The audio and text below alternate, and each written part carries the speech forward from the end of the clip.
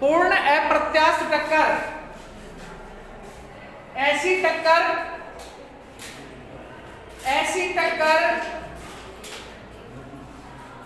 जिसमें दो कण, ऐसी टक्कर जिसमें दो कण टक्कर के बाद एक दूसरे से चिपक जाते हैं। ऐसी टक्कर जिसमें दो कण टक्कर के बाद एक दूसरे से चिपक जाते हैं तथा एक संयुक्त वेग प्रदर्शित करते हैं। ऐसी टक्कर जिसमें दो कण टक्कर के बाद एक दूसरे से चिपक जाते हैं तथा एक संयुक्त वेग प्रदर्शित करते हैं, उसे पूर्णतया अप्रत्यास्थ टक्कर कहते हैं। उसे पूर्णतया अप्रत्यास्थ टक्कर कहते हैं। एक बार वापस से सुन लो। ऐसी टक्कर जिसमें दो कण टक्कर के बाद एक दूसरे से चिपक जाते। देखिए, अब देखो बेटा, अपने पास M1 और M2 द्रव्यमान के दो कण हैं जिनके प्रारंभिक वेग हैं U1 और U2। ये दोनों एक दूसरे से अप्रत्यास्थ टक्कर करते हैं, मतलब ऐसी टक्कर करते हैं कि ये टकराने के बाद एक दूसरे से चिपक जाते हैं। जैसे आप लोगों ने च्युइंगम देखा, क्लास में अगर बच्चा च्युइंगम खा रहा और जबरदस्त मतलब एकदम से मान लो चेकिंग वाले आ जाए तो बच्चा क्या करता है, तुरंत उस च्युइंगम को दीवार से चिपका देता है। तो क्या होता है, वो पूर्णतः अप्रत्यास्थ टक्कर कही जाती है, फुली नॉन इलास्टिक कोलिजन कही जाती है वो। तो देखो, रेखीय संवेग संरक्षण के नियम से रेखीय संवेग संरक्षण के नियम से M1 U1, बेटा U पर वेक्टर का साइन आएगा क्योंकि अभी ये U जो है एक वेक्टर क्वांटिटी है, सदिश राशि है। ये plus M2 U2 is equivalent to M1 plus M2 dot V। समीकरण संख्या 1 हो गई। ज्यादा कुछ नहीं करना पड़ेगा इसमें, गतिज ऊर्जा तो लेनी ही नहीं है भाई, गतिज ऊर्जा तो लेनी ही नहीं है, या फिर ले लें। गतिज ऊर्जा को लेने की आवश्यकता अपने को यहाँ पे नहीं है। तब टकराने के बाद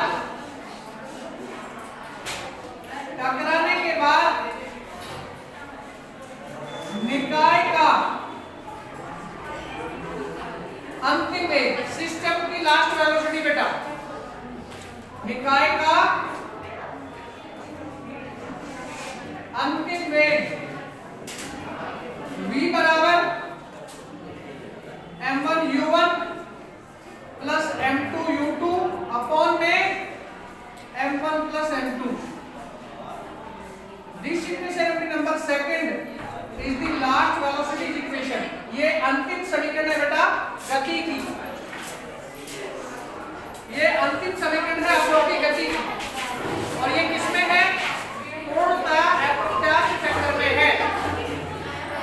लिख दीजिए फटाफट से, और आप बेटा आवाज ना करो प्लीज।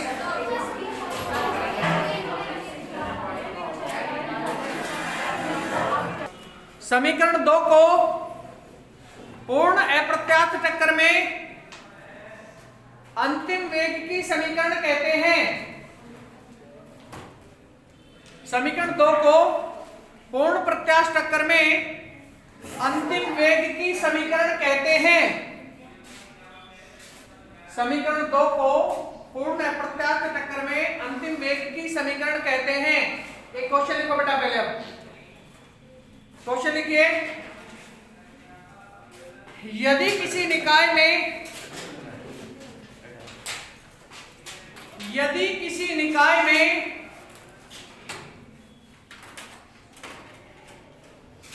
एक पॉइंट पांच यदि किसी निकाय में 1.5 किलोग्राम तथा 3 किलोग्राम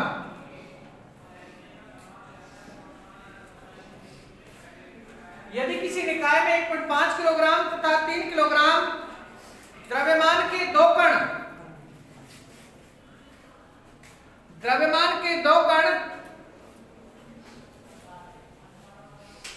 क्रमशः 15 मीटर प्रति सेकंड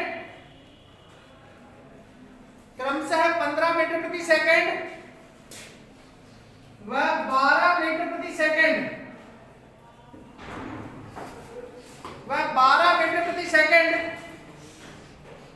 के प्रारंभिक वेग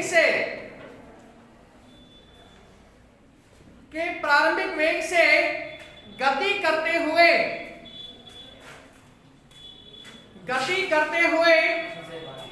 आपस में पूर्ण अप्रत्यास्थ टक्कर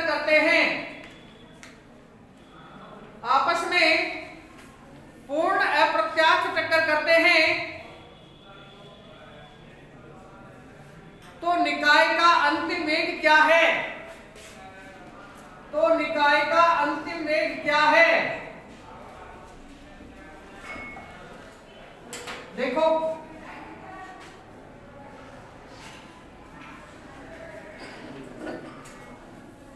जो आपको दिया है वो आपके बोर्ड पे राइट किया हुआ है।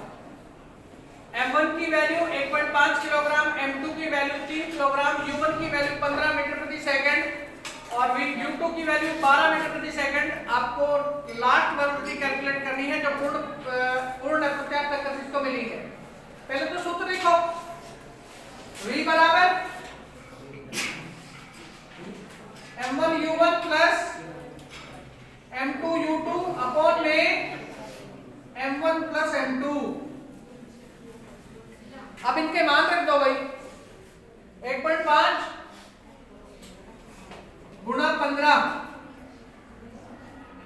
प्लस 3 गुणा 12 अपॉन में 1.5 प्लस में 3। इजीएस्ट क्वेश्चन है आपका ये, इससे इजी क्वेश्चन तुमको जीवन में कभी नहीं मिल सकता। इजीएस्ट क्वेश्चन है अगर करना चाहोगे तो बड़े आराम से कर सकते हो। 15 15 225, यहाँ पे पॉइंट लगा हो तो 22.5 प्लस में 12 36 बटे में 4.5 जोड़ो बटाएंगे 0.5 तो होता है 2236 कितना हो गया 58 58.5 बटे 4.5। पॉइंट से पॉइंट कैंसिल कर दो बेटा, इनके पॉइंट से पॉइंट कैंसिल कर दो। 585 बटे में 45 आ जाएगा। 585 बटे में 45 सिंपल वे 5 से काट लो, बस हो जाएगा।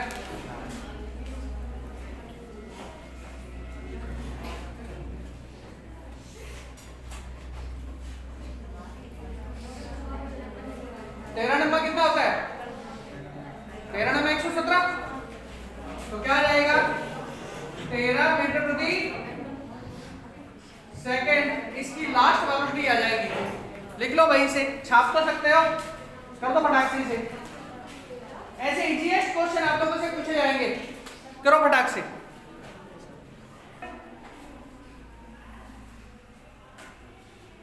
यदि किसी निकाय में दो कण जिनके द्रव्यमान 4 किलोग्राम व 19 किलोग्राम है, यदि किसी निकाय में दो कण जिनके द्रव्यमान कितने कितने बेटा 4 किलोग्राम और 19 किलोग्राम है के प्रारंभिक वेग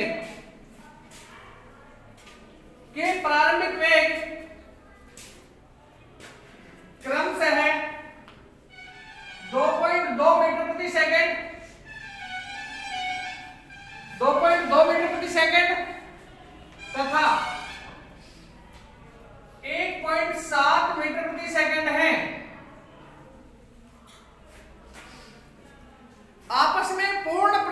पूर्ण अप्रत्यास्थ टक्कर करते हैं, आपस में पूर्ण अप्रत्यास्थ टक्कर करते हैं, तो निकाय का अंतिम वेग क्या होगा? तो निकाय का अंतिम वेग क्या होगा? कर दो बेटा इसे। आपको u1 का मान दिया है और आपको u2 का भी मान दिया है। आपको m1 का मान कितना दिया बेटा? 9 किलोग्राम, और m2 का मान कितना दिया है? कितना दिया m2 का मान? 4 किलोग्राम। 4 किलोग्राम m1 का और m2 का मान 19 किलोग्राम। अब तो कर सकते हो ना? v की वैल्यू कैलकुलेट करनी, कर दो बेटा फटाक से। ये आपको ही करना है, मैं नहीं कराऊंगा इसे, करिए फटाक से।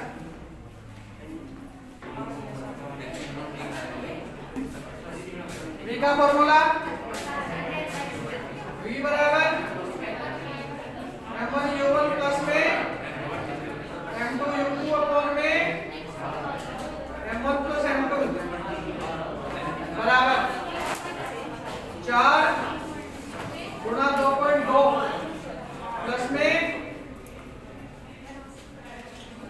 19 गुणा 1.7 अपॉन में 4 प्लस 19 2288 8.8 प्लस में 17 नंबर 153 का 3 रुपया 15 और 17 एकम 17 15 32।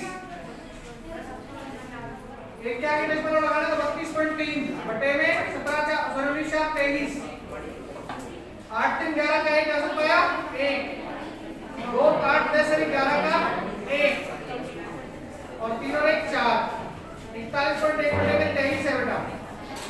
तो दो बार भी नहीं हो रहा। कितना आंसर मिल रहा है इसका? 1.778 है?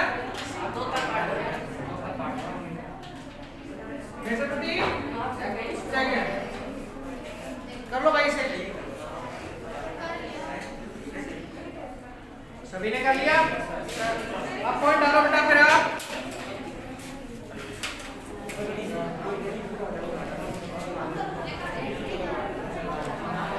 भाई आवाज ना करें आप, ये बात आपकी बहुत ज्यादा गलत है।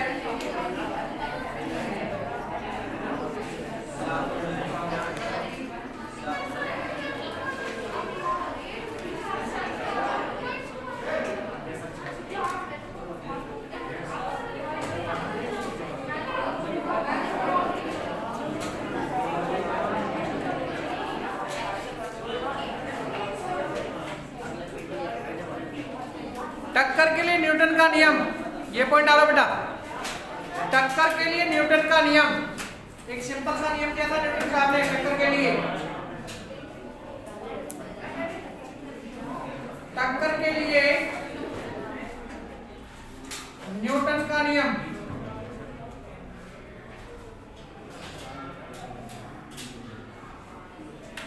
टक्कर के लिए न्यूटन का नियम लिखें।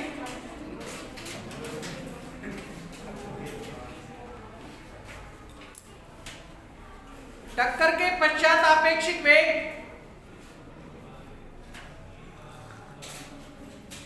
टक्कर के पश्चात आपेक्षिक वेग तथा टक्कर से पूर्व आपेक्षिक वेग का अनुपात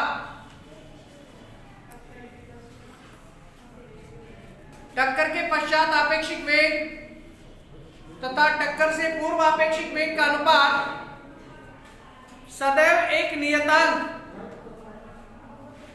के रूप में प्राप्त होता है।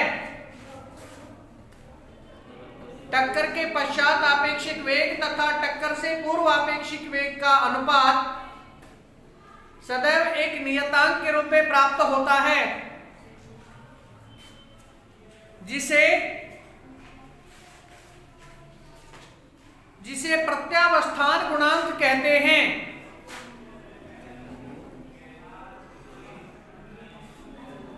जिसे प्रत्यावस्थान गुणांक कहते हैं तथा स्मॉल ई से प्रदर्शित करते हैं। एक बार फिर से रिपीट कर देते हैं। टक्कर के पश्चात आपेक्षिक वेग तथा टक्कर से पूर्व आपेक्षिक वेग का अनुपात सदैव एक नियतांक के रूप में प्राप्त होता है, जिसे प्रत्यावस्थान गुणांक स्मॉल ई कहते हैं। प्रत्यावस्थान गुणांक स्मॉल ई कहते हैं, अर्थात स्मॉल ई बराबर माइनस टक्कर के पश्चात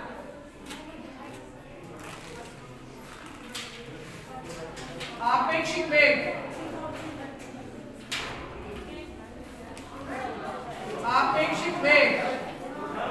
बटे टक्कर से पूर्व